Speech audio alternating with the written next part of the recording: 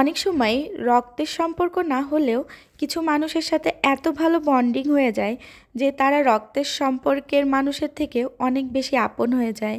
So hello everyone, কী অবস্থা সবার? This is Jhilik from ঝিলিক সাট। অনেক দিন পরে একটা ব্লগ শেয়ার করব আপনাদের সাথে। আমি আম্মুর সাথে করে চলে যাচ্ছিলাম কাকির বাসায়। কাকির বাসায় যাচ্ছি বেসিক্যালি, আম্মু ঢাকাতে আসলে কাকি খুবই আম্মুকে আম্মুকে যেতে বলে। তো আমার দেখা যায় যে জবের কারণে আমি টাইম দিতে পারি না, তো এই জন্য ওইভাবে আম্মুকে নিয়ে বের হওয়া হয় না। তো এই জন্য ভাবলাম যে আজকে আমি আম্মুকে নিয়ে কাকির বাসায় ঘুরে আসি। তো আম্মুকে নিয়ে চলে গেলাম। আপু, এটা কাকির বাসা, আর আপু আপুর বাসা, কাকির যে মেয়ে। তো আপু, আমাদের আপু থাকে অস্ট্রেলিয়াতে। উনি ওখান থেকে সুন্দর করে এই যে এই বাসাটা উনি বলছে ডিজাইন সব কিছু কাকি করছে নিজে হাতে। বাসাটা এত সুন্দর, এত সুন্দর করে ডেকোরেশন করেছে, বাসার মধ্যে গেলে মনটা ভালো হয়ে যাবে। আপুরা বেসিক্যালি এখানে থাকে না, ওনারা অস্ট্রেলিয়াতেই থাকে, মাঝে মাঝে এখানে আসে। কাকি এখানে একাই থাকে। আর ওই যে ওই আপুটা থাকে, রহিমা আপু, আর রহিমাপুর মেয়ে। আমি মাঝে মাঝে যাই, মাঝে মাঝে গিয়ে থাকি। আসলে ওইভাবে গিয়ে থাকা হয় না, কারণ অফিসের জন্য যাওয়া হয় না, কিন্তু গেলে কাকি খুবই খুশি হয়। কাকি খুব ভালোবাসে, খুব বলে যে কেন আমরা যাই না। তো এই তো আমি একটু সব রুম ঘুরে ঘুরে দেখছিলাম, কাকি দেখাচ্ছিল।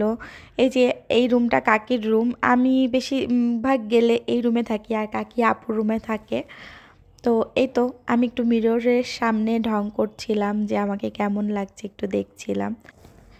এই যে এটা আপুর শাশুড়ির রুম, আর এই যে রহিমা আপুর মেয়ে, ও অনেক ভালো, অনেক সুন্দর, কিউট, খুব ভালো, আমাকে অনেক ভালোবাসে। এই তো ওখানে যাওয়ার পরে কাকি নাস্তা দিচ্ছিল। তো আমি আসলে কিছু খেতে চাচ্ছিলাম না, তখন কাকি আইসক্রিম দিল, কারণ আমরা এখন বাইরে যাব, বাইরে খেতে যাব, নাস্তা করতে যাব। এই তো আপু অস্ট্রেলিয়া থেকে কিছুদিন আগে এসেছিল। আমি আসলে তখন একটু বেশি বিজি ছিলাম, যেতে পারিনি। এই জন্য গেলাম। তো আপু আমার জন্য গিফট নিয়ে আসছিল, ওগুলো কাকি দিল।